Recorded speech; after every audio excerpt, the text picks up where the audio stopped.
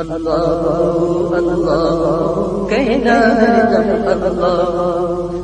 الحمدللہ وسلام علی عبادہ الذین اصطفی، اما بعد۔ عزیزو، دوستو اور بھائیو، الحمدللہ اللہ تبارک و تعالیٰ کا بہت بڑا فضل، بہت بڑا احسان ہے کہ ماہ مبارک ہمارے سامنے آیا اور مکمل بھی ہو گیا۔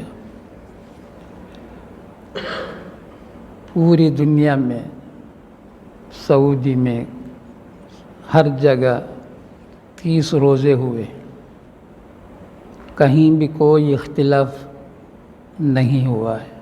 یہ ایک عجیب اتفاق ہے۔ بڑے خاموشی کے ساتھ رمضان آیا بھی اور ہم سے رخصت بھی گویا ہو چکا ہے، چونکہ یہ رات گزر جائے اور دن گزر جائے تو رمضان گویا ختم ہو چکا ہے۔ صرف ایک رات اور ایک دن باقی ہے، ایک روزہ باقی ہے، تراویح بھی ہو چکی ہے۔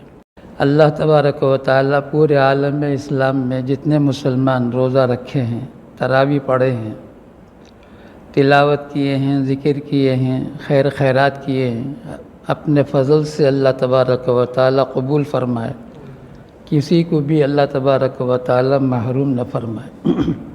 ایک بات یاد آئی، عام طور سے بہت زیادہ رواج ہے 27 میں سورہ ضحیٰ سے پڑھتے ہیں، والضحیٰ سے پڑھتے ہیں، جیسے آج والضحیٰ سے تراویح ہماری ہوئی ہے۔ والضحیٰ سے پڑھ کر ہی قرآن پاک عام طور سے ختم کرتے ہیں۔ میرے بچپن سے بھی دیکھتا ہوں اور سب جگہ دیکھا۔ اس کی اصل وجہ یہ ہے، شاید کوئی اللہ والے کسی وقت میں شروع کیے ہوں، یہ رواج چل گیا ہو۔ وہ یہ ہے، رسول اللہ صلی اللہ تعالیٰ علیہ وسلم قرآن پاک کی تلاوت فرماتے ہیں اور پارے ختم کرتے کرتے جب سورہ والضحیٰ پر آتے تو والضحیٰ سے لے کر ختم تک نبی علیہ السلام کی تلاوت کی کیفیت بدل جاتی۔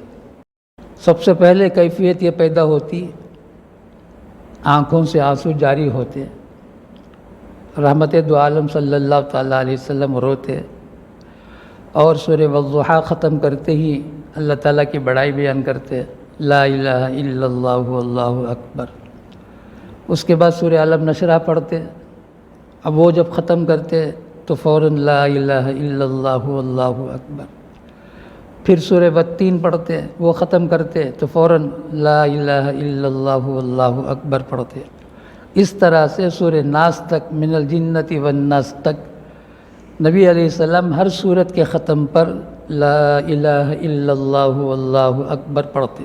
کسی کے ہاں رواج ہے، عادت ہے، تو الحمدللہ بیانوں میں تمہیں کہا ہوں۔ بہرحال اب یاد آیا، اس کے بارے میں بات سنائی جائے۔ سال بھر میں ہم قرآن پاک پڑھتے ہیں، مستورات بھی پڑھتے ہیں، مردوں میں بھی پڑھتے ہیں۔ الحمدللہ ہمارے مستورات کم نہیں ہیں، نہ اعتکاف میں کم ہیں، نہ تلاوت قرآن پاک میں کم ہے، اور نہ روزے میں کم ہے۔ کمانے والے تو ہر وقت کما لیتے ہیں، گمانے والے ہر وقت گماتے ہیں، انہیں احساس ہی نہیں میں گماتا ہوں، بے حسی عام ہو چکی ہے۔ تو جو بھی قرآن پاک پڑھتے پڑھتے جب ختم کرنے پر آئیں، سورہ والضحیٰ پر پہنچتے ہی اپنی کیفیت بدل لیں۔ رونا آئے روئیں، نہ آئے نہ روئیں، رونے کی صورت بنائیں، کچھ بھی نہ ہو، کم از کم سورہ ضحیٰ کے ختم سے لے کر سورہ ناس کے ختم تک ہر سورت کے ختم پر لا الہ الا اللہ واللہ اکبر پڑھیں۔ ایک اور حدیث میں ہے، اللہ کے رسول صلی اللہ تعالیٰ علیہ وسلم نے فرمایا، ہر نماز کے بعد یہ لا الہ الا اللہ، لا الہ الا اللہ واللہ اکبر 4 مرتبہ پڑھے۔ رسول اللہ صلی اللہ تعالیٰ علیہ وسلم نے فرمایا، جو ہر فرض نماز کے بعد لا الہ الا اللہ واللہ اکبر پڑھتا ہے، اس کا پاؤں حصہ جہنم سے آزاد ہو جاتا ہے۔ اس کے بعد لا الہ الا اللہ واللہ اکبر پڑھتا ہے تو اس کا آدھا جسم آگ سے آزاد ہو جاتا ہے۔ تیسری مرتبہ جب پڑھتا ہے لا الہ الا اللہ واللہ اکبر تو پونا جسم آزاد ہو جاتا ہے، اور چوتھی مرتبہ جب پڑھتا ہے لا الہ الا اللہ واللہ اکبر، پورا جسم جہنم کی آگ سے آزاد ہو جاتا ہے۔ اب فرض نماز کے فوراً بھی پڑھ سکتے ہیں، نفل کے بعد بھی پڑھ سکتے ہیں، سنت کے بعد بھی پڑھ سکتے ہیں، بھول گئے گھر جاتے ہوئے یاد آیا تب بھی پڑھ سکتے ہیں۔ بہرحال فرض نماز کے بعد کوئی لمبا چوڑا وظیفہ نہیں ہے۔ سنت جو بھی ہے بہت ہمارے حضرت فرماتے تھے، ہمارے حضرت محی السنہ شاہ ابرار الحق صاحب رحمۃ اللہ علیہ قدس اللہ سرہ بار بار فرماتے تھے، بار بار فرماتے ہیں۔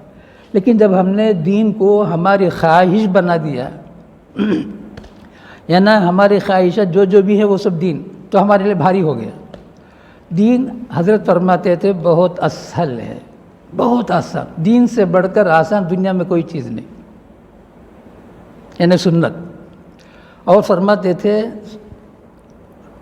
دین اجمل ہے، انتہائی خوبصورت ہے، شریعت انتہائی خوبصورت ہے۔ ایک ہی عمر کے دو لڑکے کو کھڑا کرو، ایک کا لباس صالحین کا پہناؤ اور ایک کا ہزاروں کی قیمت میں کوئی ڈریس سلوا کر خرید کر ریڈی میڈ پہناؤ، دونوں کو برابر کھڑا کر کے انصاف پسند آدمی کو کھڑا کر کے پوچھو ان دونوں میں کون خوبصورت ہے، مجبور ہوگا اگر وہ انصاف پسند ہے، ورنہ اس کا سینہ کینہ سے بھرا ہے تو اس کا کوئی اعتبار نہیں۔